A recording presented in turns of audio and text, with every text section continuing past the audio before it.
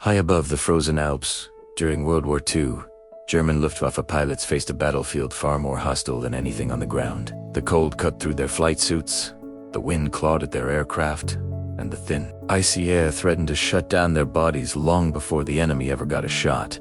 Up there, a forced landing wasn't just a crash hit, was a sudden plunge into a world of snow, wind, and exposure where rescue might be hours or even days away. For these pilots, survival didn't rest solely on engineering marvels or aerial tactics. Sometimes, it came down to a small metal box, tucked quietly into every flight jacket.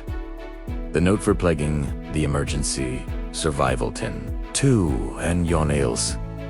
It looked like a simple little container, no bigger than a tobacco tin, but to a pilot stranded on a glacier or clinging to life on a frozen ridge, it was a lifeline. Inside were items chosen with almost surgical care. Waxed wool, stormproof matches, fortified chocolate, compressed rations, bits of foil, wax paper, and tools designed to work even in the most brutal altitudes. Nothing inside that box was random. Everything carried purpose, chemistry, and fieldcraft, and the principles behind it remain some of the clearest lessons in survival engineering even today. The tin wasn't built for the cockpit, it was built for the human body. German flight crews followed strict equipment standards, and by 1942, any pilot flying over Alpine or northern routes carried one of these tins. It had to fit in a jacket pocket, remain sealed against moisture, and handle rapid changes in temperature without cracking. Even the container was part of the toolkit. It could melt snow or boil water. The lid could serve as an improvised signal mirror, and the internal wrappings could be used as insulation, fuel, or waterproofing material. The entire design rested on one principle that every modern survivalist knows well.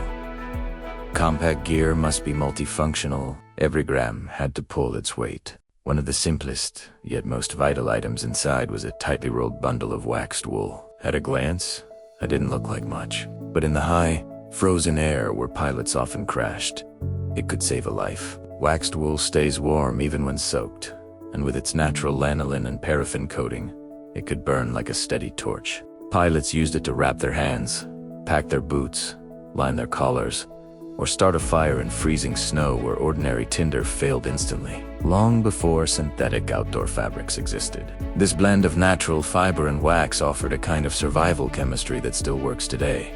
Anyone can recreate it. Melt paraffin, lightly coat wool strips, let them dry, and you have insulation and fire starter in one. Fire at altitude was more than comfort. It meant sterilizing water, drying clothes, signaling for help, and keeping morale alive in the endless white. Standard matches were useless in wet alpine winds, so the tin carried Storm Majestic, resin-coated sticks that burned fiercely for up to 10 seconds. Even in sleet or howling wind, pilots were trained to kneel with their backs to the storm, cup the flame with their hands, and ignite waxed wool or foil-wrapped tinder to get a sustainable burn. The lesson remains timeless.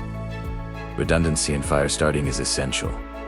Fire must work when you're cold, wet, and exhausted. Otherwise, it won't work. Then there was the food, most famously the nacho, a dense emergency chocolate bar fortified with vitamins, caffeine, and high-fat content.